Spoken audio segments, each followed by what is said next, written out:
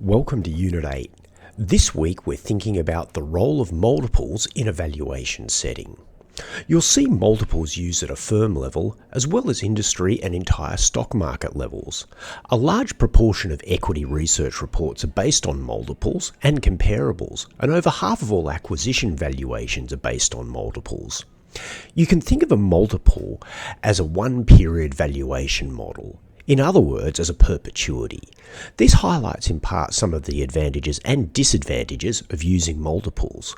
One obvious advantage is that it is quick to calculate and easy to compare.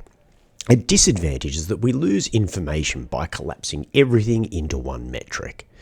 For each multiple, you can break it down into the numerator, what are you paying for the asset, and the denominator, what are you getting in return.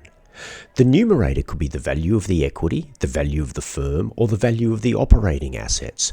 The denominator could be earnings, revenues, book values, or even a non-financial metric such as monthly active users. We often hear about multiple values, the P/E ratio for the S&P 500 with an average of about 15, but not nearly enough people have an appreciation of the distribution or variation for any given multiple, or how the multiple variation has changed over time.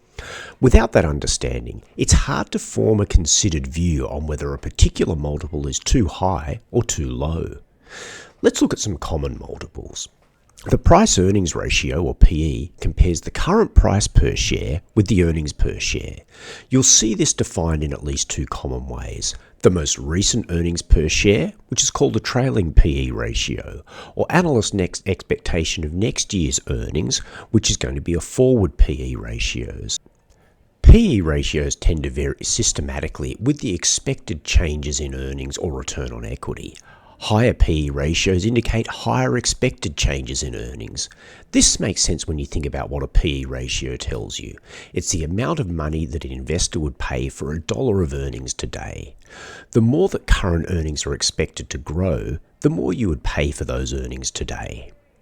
If you think that a firm is stable, that is, that it won't grow, then the PE ratio can be thought of as the inverse of the discount rate. So all else equal, higher risk firms have lower PE ratios than lower risk firms.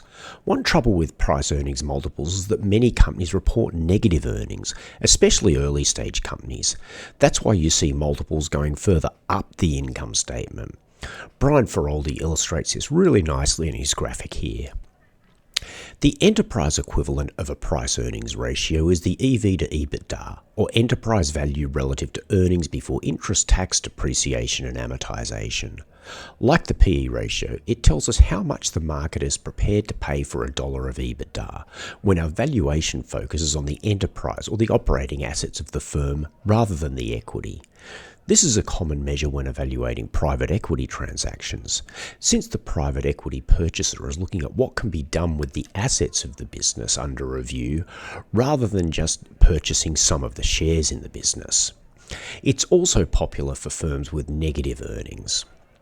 The price-to-book ratio compares the share price with the book value of shareholders' equity.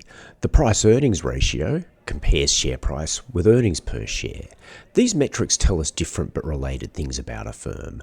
Price-to-book ratios tend to vary systematically with a firm's level of profitability, that is, the level of ROE. You can see this by looking at the shortcut earnings valuation model in last unit. Higher ROEs are associated with higher price-to-book ratios. It can be useful to think about a firm's price-earnings and price-to-book ratio together, as that tells us something about both the current level of profitability and how it's expected to change over time. So remember, multiples are commonly used in a variety of contexts. Make sure you understand how the multiple has been measured, and ideally, what underlying valuation construct that it captures. Even better, try to understand what variation in your multiple is to better understand whether a particular value could be viewed as too high, too low, or about right.